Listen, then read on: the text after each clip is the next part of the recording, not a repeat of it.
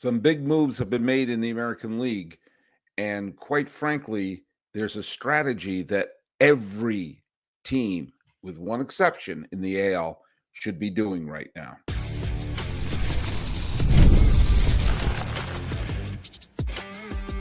You are Locked On MLB, your daily MLB podcast. Part of the Locked On Podcast Network, your team every day.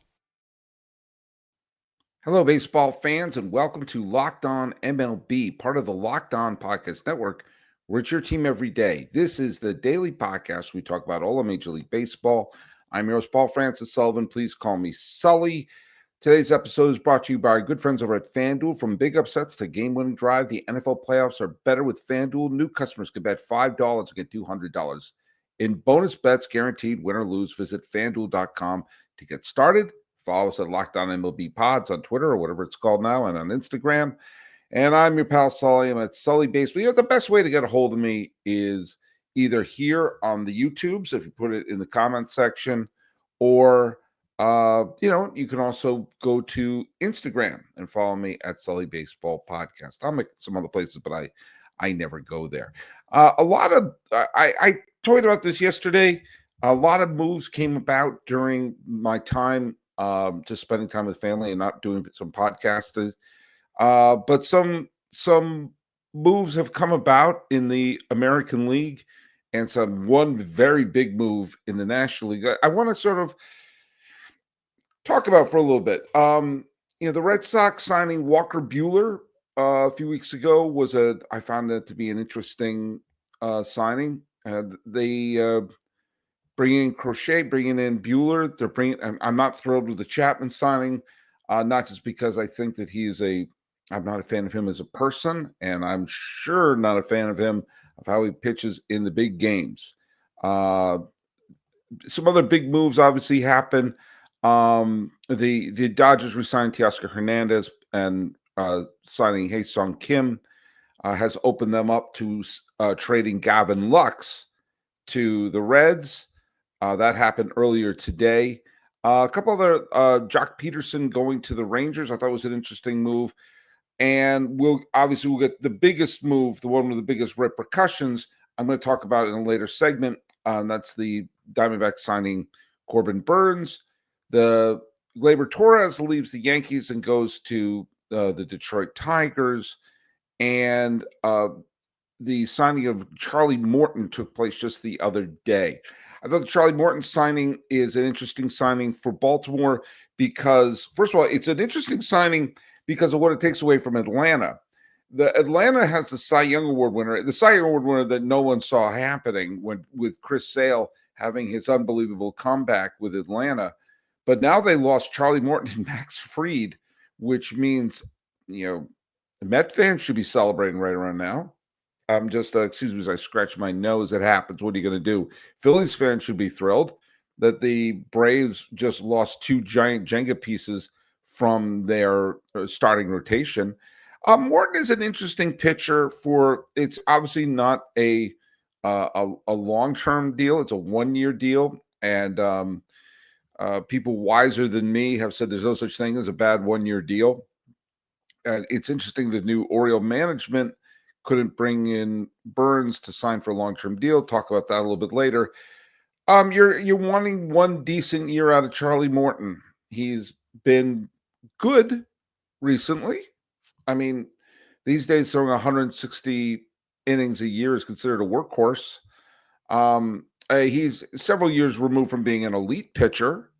He was a Cy Young contender when he was with Tampa Bay. He was the pitcher on the mound when the Astros won the World Series in 2017 and pitched quite well for them. Thank you very much. He had some decent years in Pittsburgh, pitched great for a couple of years in Houston, won a ring, the ring we don't talk about, played in the World Series with the Rays, and found himself winning another World Series championship with the Atlanta Braves in 2021. So he has, postseason experience, and you're asking to give him one good year as a major league pitcher. He's not going to be a Cy Young ace, but he's going to be a big league pitcher. And that's going to be the theme of today. A giant move that was made, not by the Giants, but by the Yankees was signing Paul Goldschmidt to go along with the acquisition of Cody Bellinger. Will Cody Bellinger and Paul Goldschmidt equal Juan Soto? No, they will not. But if you get a decent year out of Goldschmidt, who, lest we forget, in 2022 was the MVP of the National League. The lest we forget was an elite borderline Hall of Famer until, okay, he had a down year in 2023. He did not have a great year last year. Okay. We're no longer in the PED eras where, players start to dip and suddenly turn back into superstars. But you're not really asking him to be a superstar. You're asking him to be a good first base option. He was a Gold Glove winner. Not that I hold that much in account for that, but he's been until recently an elite offensive player and had been doing that year in and year out. And he's also durable. He plays every game. He's played, with the exception of the COVID year, which was a 60-game schedule. He played 58 of those games with St. Louis. Going back to 2013, he's played 150 games every year with two exceptions. The COVID year, and in 2014, he missed a bunch of games due to injury. He stays on the field. And he's having a steady force on the field at first base for the Yankees with power. Not bad. Not Jock. I always confuse Jock Peterson and Clay Bellinger are basically the Dalton Maroney, Dylan McDermott, Bill Pullman, Bill Paxton of outfielders who played for the Dodgers at one point of their career or another. Clay Bellinger. Which Clay Bellinger are you going to get? You're going to be the one who was awful in 2023, or in 2022, or you're going to get the one who was really good in 2023, or the one that was okay last year. He's a major leaguer. You're not asking for him to be a superstar. And so the Yankees fill a couple of holes with major leaguers. That's a smart way of doing things. Now, obviously, Yankees fans would love to have Juan Soto come back. But you know what? He didn't. And with that, you look at the team and you go like, okay, the Yankees, the defending American League champions, are a flawed team. They're a good team. There's no getting around the fact they're a good team. They're probably the best team in the American League right now. And the team that's probably the best team in the American League just lost an elite talented player and has gigantic holes on their team that they're still trying to fill. And what does that tell you? That tells you that more than I've seen in a long time in the American League, it's wide open. And I'm going to be singing this song until the season starts in Japan. And I can't believe they're doing that, starting the season overseas. I have no problem with playing a game during the regular season. Why start the season overseas? That's a different rant to have. I said this yesterday, and I say it again. Every single American League team, with the exception of the Chicago White Sox, has a chance, a realistic chance to make the playoffs. And if that's the case, and there is no super team, not the Yankees are a good team, probably a low to mid 90 win team right now, which is enough to win the division. I mean, Baltimore just lost their ace. Toronto is in a little bit of flux. Tampa just are going to be playing in a minor league stadium. And Boston, while they certainly have improved their pitching staff, I think they're a low 80 win team. And so while I think the Yankees are the class of the division, knowing that a couple of the players could regress, that some of their veterans may have injuries, that tends to happen with older players, and they play defense reminiscent of the first act of the Bad News Bears, they are a vulnerable team. You could beat them in a short series. A team can. And if you're in the American League, you've got to take advantage of this. And some of the teams that are taking advantage of this are not the big market teams. In fact, two moves that took place in the last day or so show that two of the teams that have been the the shorthand for small market teams and blah blah blah blah blah have made moves with it in mind to try to make a run for it right here and right now.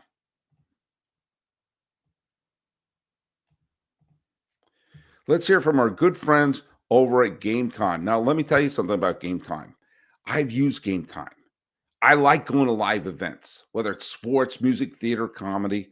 And one of the best memories I had in 2024 was going to Game 6 of the National League Championship Series at Dodger Stadium. The energy, the excitement, it was amazing to be there to see the pennant clinched. And I got those tickets using Gametime. Gametime makes it easy to get tickets for your favorite events with a new feature. It's called Gametime Picks. This feature filters out the fluff and shows you only incredible deals on great seats. So you don't have to waste time searching through thousands of tickets. You know, when I was looking for tickets for the National League Championship Series, I used the Gametime app. And with Gametime Picks, I got great deals. I could view where I was sitting. And the super deal was particularly impressive. They got great seats, unbeatable prices. And this was actually my favorite part of it. The app has all-in pricing with a total cost up front, no surprise fees at checkout. So take the guesswork out of buying tickets with Gametime. Download the Gametime app, create an account, and use code LOCKEDONMLB for $20 off your first purchase. Terms apply. Again, create an account and redeem the code LOCKEDONMLB for $20 off. Download Gametime today. What time is it? You know what time it is? It's game time.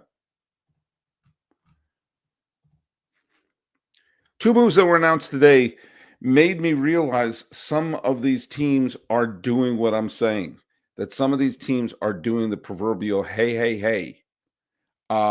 This is our year to maybe not sit on the sidelines. I did the whole podcast a couple of weeks ago about why I like what the Angels are doing. Yeah, they're not exactly signing superstars, but they're at least bringing in veterans. They're bringing in major leaguers. Fill the holes with major league players and roll the dice.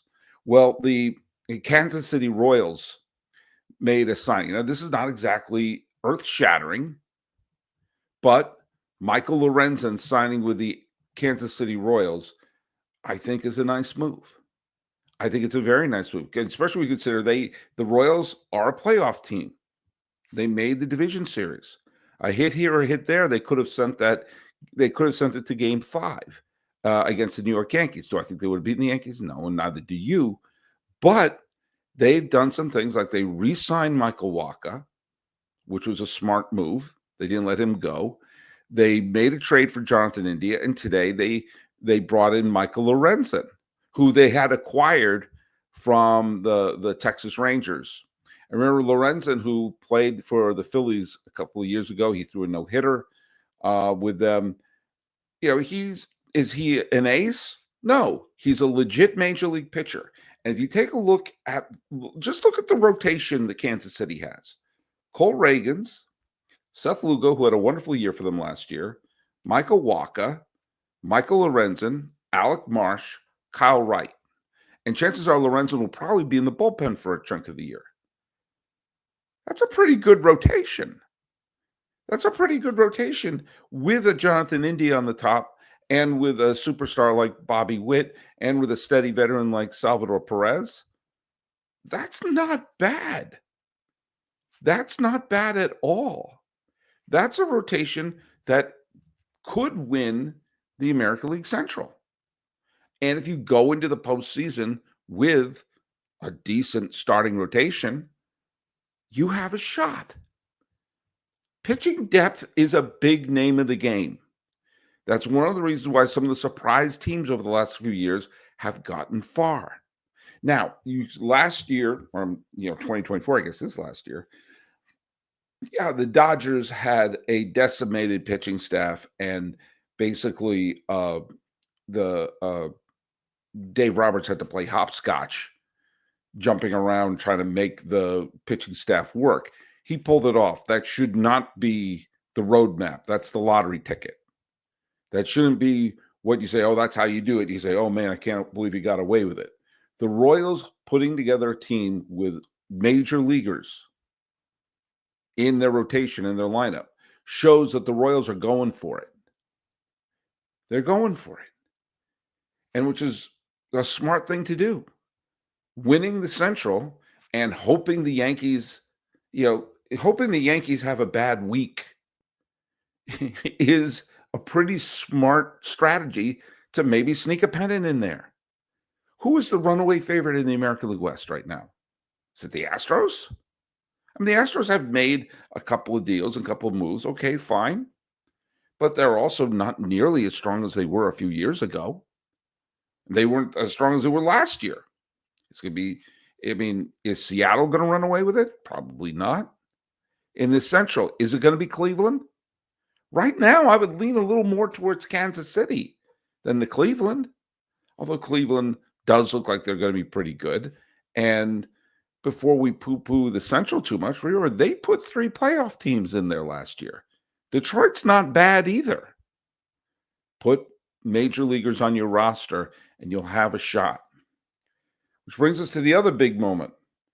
Jay Poo, by the way, says, why doesn't Locked On A's intro say your daily Sacramento A's podcast? I no longer host Locked On A's. I no longer host that show. Ergo, I can't really control what goes on there. I would, like I suppose my shirt says, they are the Sacramento A's. I don't care what the official notification is. As I pointed out earlier about sometimes how I refer to Twitter or whatever it's called now, I don't always adhere to what the rich fat cat wants us to call the brand. The A's play in Sacramento, ergo they are the Sacramento A's. If you want to get pedantic, they should say, hey, the West Sacramento A's. Jay Post says, I wasn't sure how much influence you had on the intros. Dude, I don't have any influence in my own life. You think I have influence on the intros? The A's made a move. Now, of course, part of the A's making some moves has to do with the fact that they have to. They have to make some moves. If they don't increase their payroll, they could be sued. They could have the Players Association fight them. They have to show they're putting some of this revenue sharing into the team itself. Because Fisher is a liar, that's not defamation. He is not been honest about this whole process he's doing it. He's been a swindler. He's a con artist.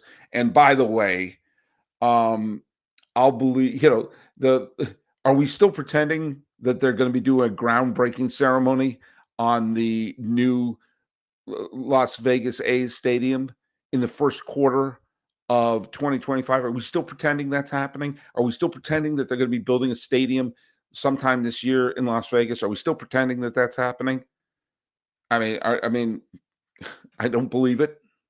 And I believe they're going to have to change their name to the Sacramento A's because I think that's what we're going to wind up saying. I digress. The A's wound up signing Brent Rooker to a 5-year contract extension. And I love Brent Rooker. And covering the A's for Locked On A's this last year, he's impossible not to root for. He is, he should have made the All-Star team this year. He made the All-Star team the previous year. He put up great numbers. Do you like traditional numbers? He batted .293 with 39 home runs and 112 RBI. Do you like more advanced number? I mean, he had an OPS of 927. He had an OPS plus of 165. He had 307 total bases. He came up big left and right. He seems to be embracing his love for the A's. All the rumors had him being traded to Philadelphia at the trade deadline. And they didn't trade him. Good. And now he's going to be with the A's, the Sacramento A's, for the next 5 years. And I think all those years will be in Sacramento. Remind me when the Fishers are going to kick in any money. Okay. Are they going to kick in money? Oh, they pledged to. Oh, great. Good job pledging. Well, the AL is wide open. And if you are an American League general manager, just grab major league players. because the pennant is potentially winnable this year. When we come back, we're going to talk about the biggest signing and the team that crashed the elite player, the elite team party a few years ago has, well, let's face it, is trying to do it again. All right, let's hear from our friends over at FanDuel. From big upsets to game-winning drives, the NFL playoffs are better with FanDuel because right now new customers could bet $5 and get $200 back in bonus bets guaranteed. That's $200 with bonus bets, win or lose. The FanDuel app gives you everything you need for live bets, same game parlays. I like saying that, and so much more. You know, when you go and you take a look at who's going to be in the NFL playoffs, I mean, is it going to be yet another year of the Kansas City Chiefs? You know, people always say that it's always the same teams in baseball. They need a salary cap like the NFL. Wait a minute. There's always different teams in baseball. And this year, it's once again the Chiefs at the top of the game for the NFL. Are you going to put your money on the Chiefs? Are the Bills going to do it? Are the Lions going to do it? Is this going to be the first ever Super Bowl in Houston? Are the Rams going to do something? What about the Packers? Or you're going to do what I do, which you're going to put your money on the Lions. Why? Why not? Always bet the way someone who has no idea what they're talking about will bet. And just visit FanDuel.com to join today and get started with $200 of bonus bets. That's FanDuel.com. Make this playoff season unforgettable with FanDuel, an official sportsbook partner of the National Football League. And aren't you happy I don't host Locked On NFL? This is how little I follow the NFL. I didn't know the Bills were good this year. I was in Buffalo earlier this year. A couple of my best friends live in Buffalo, and I absolutely adored the city of Buffalo. I think Buffalo is it's a legitimately beautiful city, and great people. And of course, I was more interested in the Buffalo Bisons. I just found out when doing that ad that the Bills are good. So I'm going to root for the Bills because of the suffering index, because Bills fans deserve something. And, my cousin James is a huge Chiefs fan. I'm sure he's not happy that I want to do that, but, would root for someone over the Chiefs. But what are you going to do? I'll tell you what no one's rooting for is a Rams-Chargers Super Bowl, an all-LA Super Bowl. Nobody wants that. I live in Los Angeles County, and nobody here wants that either. I've yet to meet a Los Angeles Charger fan. I've met Los Angeles Ram fans. I do not know a Los Angeles Charger fan, and I live in Los Angeles County. If you're a Los Angeles Charger fan, actually, I know a couple of Charger fans, but they were all born and raised in San Diego. Anyway, I digress. A few years ago, the Dodgers and the Braves were the elite teams in the National League. And the Phillies were also the defending National League champions and had Kyle Schwarber hitting home runs at will. And it looked like they wanted to crash the party and make it back-to-back pennants and win that glorious ring for Bryce Harper. And the Arizona Diamondbacks were the 84-win Arizona Diamondbacks were the very definition of the team just happy to be in the playoffs. And in fact, they were expected to lose the wild card series. They were on the road to the Brewers, but they won that. And then they absolutely clobbered an apparently injured Clayton Kershaw, and they swept the Dodgers. But the Phillies made mincemeat of them in the first few games, and it just looked, I was actually feeling bad for the Diamondbacks. And then the Phillies forgot how to hit, and the Diamondbacks remembered how to pitch, and they won the pennant in 2023. They crashed the party. They didn't, they lost the World Series. Two very good games against the Rangers, the first game and the final game. Last year, they were better. Last year, they were better than the team that went to the World Series. They won 5 more games. And for a chunk of the year, it looked like they were heading back to the playoffs, no questions asked. Well, they fell short to Atlanta and New York at the end. But you take a look at the team, and you had your Ketel Martes, And you had your Brandon Pfaadt, who looks like he's developing. He's getting there as a pitcher. Zach Gallen is getting there as a pitcher. And you had, they lost Christian Walker. Okay, fine. They lost Christian Walker, but they still have Marte. And, they lost Jock Peterson, but, you roll the dice that Corbin Carroll will have a bounce back season. And then they brought in Corbin Burnes. And the Burnes signing is obviously, it had huge repercussions on the Baltimore Orioles losing their ace, but it has now huge repercussions in the National League pennant race. Obviously, Los Angeles is the favorite. Obviously, you have to put Philadelphia as a big favorite. And pending a soap opera that's brewing in the wake of the death of the former owner of the Padres, and the Padres may be in the middle of an episode of Dynasty that could be coming about soon. But the Mets, the Phillies, the Dodgers, there's no elite team in the Central yet. Who knows who that's going to be? It could be the Brewers, could be the Cubbies. But the Diamondbacks are saying, hey, hold my beer as I float in the pool.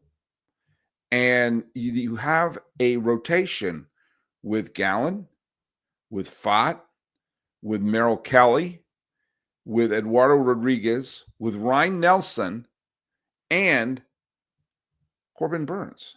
Gallen and Burnes at the top are an intriguing 1-2 punch. And if you get Pfaadt pitching like a 3, if you get anything of Eduardo Rodriguez and Merrill Kelly, suddenly you may have to say the Diamondbacks have the best rotation. Now, we have to not get too ahead of ourselves. Sometimes the Diamondbacks way back when made one of, if not the greatest free agent signing in the history of baseball, which was the signing of Randy Johnson. But they've also had they had 2 big whiffs recently. Madison Bumgarner signed and joined the Diamondbacks. He became one of the biggest busts in free agent history. Someone you thought he was going to be a Cy Young contender suddenly became DFA'd. And Jordan Montgomery last year, wet the bed. He was awful. An ERA of 6.23. I mean, that's about as bad as it gets. I think the Diamondbacks, because Jordan Montgomery is a free agent after the 2025 season, I think, and teams are desperate for pitching, and Jordan Montgomery is basically just a year removed from being a very good pitcher.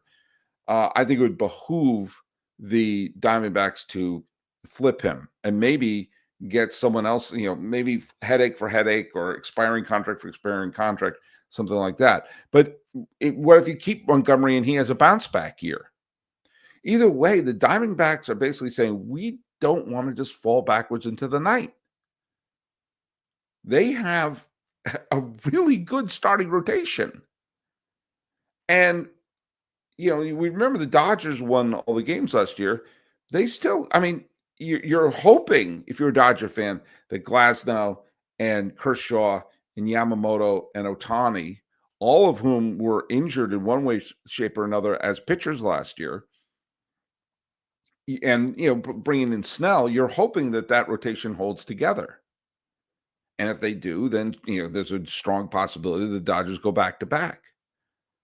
But as I mentioned with Kansas City is going to put a major league player on the mound each day, as will the Diamondbacks, which means, yes, there is a possibility that the World Series could be Kansas City versus Arizona.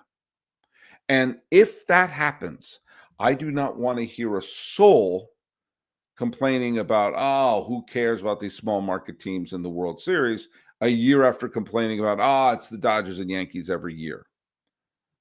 But once again, it'll be probably 2 teams that are brand new in the World Series, and people will say it's the same teams every year because nothing makes sense anymore. So if you're an American League team, grab major leaguers and fill your holes with major leaguers and take a chance. And if you're a National League team, don't sleep on the snakes. And by the way, that's good advice anyway. Don't sleep on snakes. So follow us at Locked On MLB Pods on Twitter or whatever it's called now, and on Instagram. I'm your pal Sully. Check me out at Sully Baseball Podcast on Instagram, or just make your notes here at the bottom of the YouTube video. Praising American League teams for at least filling holes with major leaguers and pointing out that the Diamondbacks want to play. This has been Locked On MLB. I am your host, Paul Francis Sullivan. Please call me Sully.